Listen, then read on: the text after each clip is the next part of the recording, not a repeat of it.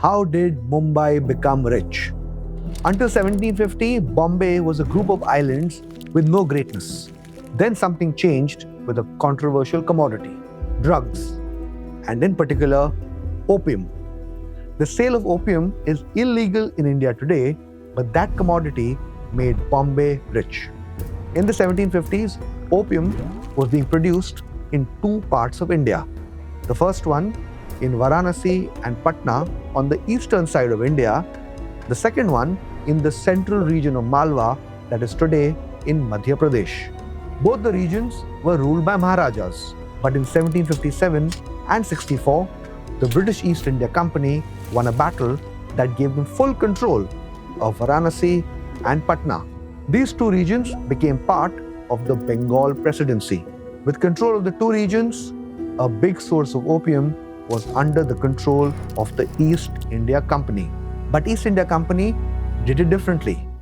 They established a monopoly on the entire opium business. Opium could be cultivated only if it was to be sold to the East India Company. East India Company would pay farmers in advance to grow raw opium.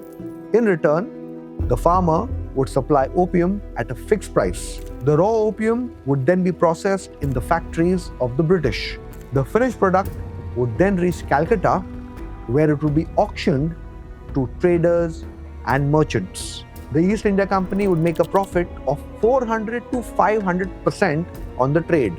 The traders would take that opium and smuggle it to the one market addicted by it, China. China wanted more and more of opium.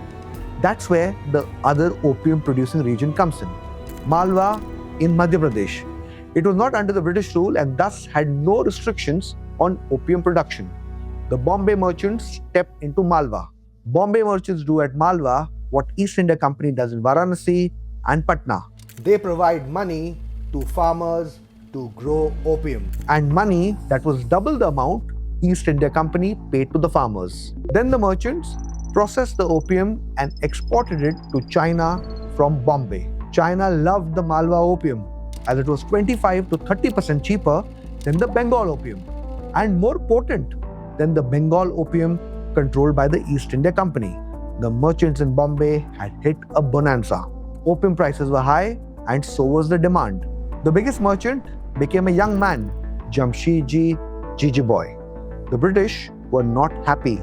They controlled Bombay. In 1805, they put a ban on export of opium from Bombay. But Malwa opium found its way through another port, Daman, close to Bombay, which was under the control of the Portuguese. The Portuguese levied a tax for the transit of the opium. The trade went on and Bombay merchants became richer and richer. By 1823, the 40-year-old Jamshid Jejeebhoy earned 2 crore rupees and became arguably the richest man of India. In 1830, the British gave up. They allowed the export of opium from Bombay on payment of a transit tax. The results are instant. In 1816, exports of Bengal opium were 4 times of Malwa opium. By 1831, exports of Bengal opium were only half of Malwa opium. The British earned well from the transit tax.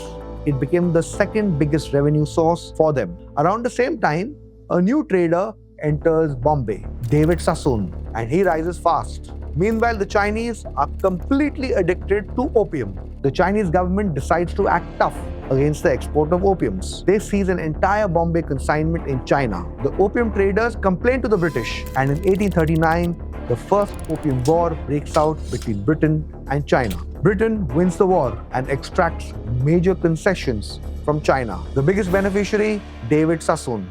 Sassoon replaces Jamshid Jejeebhoy as the top player in opium. The third player in the opium trade is the Tata family. Nusarwanji Tata learnt about the China trade and exported Indian opium to China and tea and silk from China. The trade makes him very wealthy.